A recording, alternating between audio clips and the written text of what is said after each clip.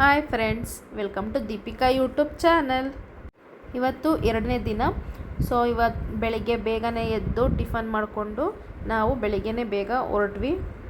ಇವಳನ್ನ ಬರಬೇಡ ಅಂತ ಹೇಳಿದ್ರು ಕೇಳಲಿಲ್ಲ. ಅಮ್ಮನ ನಾನು ನೋಡಬೇಕು ಅಂದ್ಕೊಂಡು ಹಿಂಸೆ ಮಾಡ್ಕೊಂಡು ಕೂತ್ಕೊಬಿಡ್ಲು. ಇನ್ನೇನು ಮಾಡೋದು ಅಂತ ಹೇಳಿ ಅವಳನ್ನು ಕರ್ಕೊಂಡು ಹೊರಟ್ವಿ.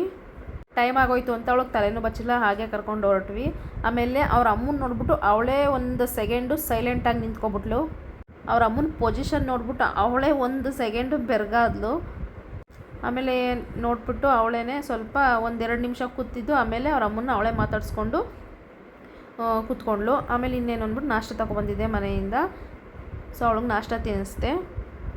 ಅವಳಿಗೆ ವಾಕ್ ಮಾಡಿಸ್ಬಿಟ್ಟು ಇವಳಿಗೂ ನಾಷ್ಟ ತಿನ್ಸೋಣ ಅಂತ ಹೇಳಿ ಔಟ್ಸೈಡ್ ಬಂದ್ವಿ.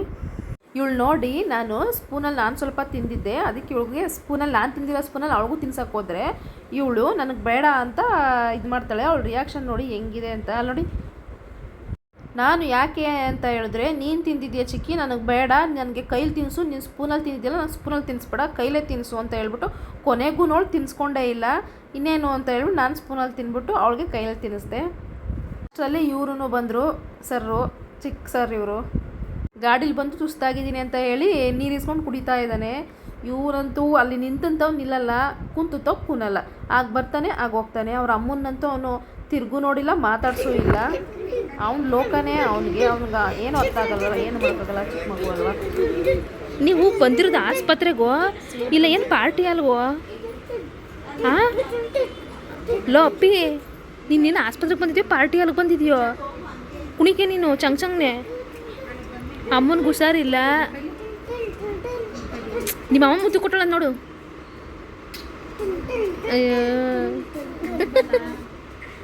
ಕುಣಿದೆ ಒಂದು ಹುಷಾರಿಲ್ಲ ಅಮ್ಮನಿಗೆ. ಹಾಂ ನೀನು ಕೊಡು, ನೀನು ಮುದ್ದು ಕೊಡು. ಕಿತ್ತೋದವನು. ಕುಣಿಗೆ ಬಂದಿದ್ಯಾ?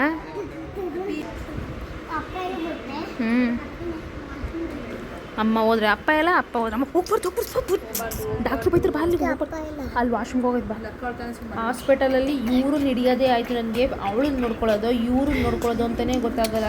ಈಚೆಗಡೆ ಹೋದರೆ ಅಲ್ಲಿ ವಿಂಡೋ ಇದನ್ನ ಹತ್ತೋದು, ಇಲ್ಲಾಂದರೆ ಬಾಕ್ಲ ಹತ್ರ ಅಲ್ಲಿ ಹೊಂಸ್ಕೊಳ್ಳೋದು, ಏನಾದರೂ ಒಂದು ಕಿತಾಪತಿ ಮಾಡ್ತಾ ಇದ್ದ ಅವನಂತೂ. ಆಮೇಲೆ ಇವಳಿಗೂ ಇಂಜೆಕ್ಷನ್ ಇತ್ತು ಅಂತ ಹೇಳಿ ಇಂಜೆಕ್ಷನ್ ಹಾಕ್ಸೋಣ ಅಂತ ಬಂದು, ಇವಳಂತೂ ಸ್ವಲ್ಪನೂ ಹತ್ತಿಲ್ಲ, ಮತ್ತು ಕಣ್ಣು ಮುಚ್ಚಿಲ್ಲ. ಅಬ್ಸರ್ವ್ ಮಾಡಿ ನೋಡಿ, ಅಲ್ಲಿ ಕಣ್ಣು ಸ್ವಲ್ಪನೂ ಮಿಟ್ಕಿಸಿಲ್ಲ, ಹಂಗೆ ಹಿಡ್ಕೊಂಡಿದ್ಲು. ಇಂಜೆಕ್ಷನ್ ಹಾಕಿದ್ಮೇಲೆ ಜ್ವರ ಬರುತ್ತೆ ಅಂತ ಹೇಳಿದರು. ಸರಿ ಅಂತ ಹೇಳಿ ಅವಳಿಗೂ ತಣ್ಣೀರು ಬಟ್ಟೆ ಹಾಕಿ ಮನೇಲಿ ರೆಸ್ಟ್ ಮಾಡು ಅಂತ ಹೇಳ್ಬಿಟ್ಟು ಅವಳನ್ನು ಮತ್ತು ಅವನನ್ನು ಇಬ್ಬರೂ ಕಳಿಸ್ದೆ. ಅವಳು ಹೋಗಲ್ಲ ಅಮ್ಮನ ಜೊತೆನೇ ಇರ್ತೀನಿ ಅಂತ ಹೇಳಿದ್ಲು. ಇಲ್ಲ, ಜ್ವರ ಬರುತ್ತೆ ನಿನಗೆ, ಹೋಗು ಮನೆಗೆ ರೆಸ್ಟ್ ಮಾಡು ಅಂತ ಹೇಳಿ ಅವಳನ್ನು ಮನೆಗೆ ಕಳಿಸಿ, ಇವಳಿಗೂ ಮಧ್ಯಾಹ್ನ ಆಗಿತ್ತು. ಅಷ್ಟರಲ್ಲಿ ಇವಳಿಗೆ ಊಟ ತಿನ್ನಿಸ್ಬಿಡೋಣ ಅಂತ ಹೇಳಿ ಹೋಟ್ಲಿಂದನೇ ಪಾರ್ಸೆಲ್ ತಗೊಬಂದಿದ್ವಿ. ಸೊ ಅಲ್ಲಿ ಊಟ ತಿನ್ನಿಸ್ಬಿಟ್ಟು ಅವಳಿಗೆ ನಾನು ಊಟ ಮಾಡಿಕೊಂಡು ಹಾಗೆ ವಾಕು ಕೂಡ ಮಾಡಿಸಿ ಅವಳನ್ನ ಸುಮ್ಮನೆ ಕೂತಿದ್ದೆ.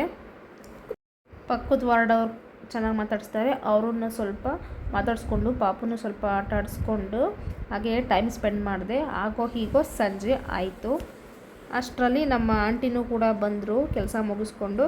ಇನ್ನೇನು ನನ್ನ ಡ್ಯೂಟಿ ಮುಗೀತು, ಇನ್ನು ಅವ್ರ ಡ್ಯೂಟಿ ಜಾಯ್ನ್ ಆಗ್ತಾರೆ ಅಂತ ಹೇಳ್ಬಿಟ್ಟು ಅಷ್ಟರಲ್ಲಿ ನನ್ನ ತಂಗಿ ಕೂಡ ಅವಳೇನು ಕಾಲೇಜಿಂದ ಬಂದರು. ನಾನು ನನ್ನ ತಂಗಿ ಇಬ್ಬರೂ ಹೋಗ್ತಾ ಇದ್ದೀವಿ. ಮಳೆ ಬರೋ ಥರ ಇದೆ,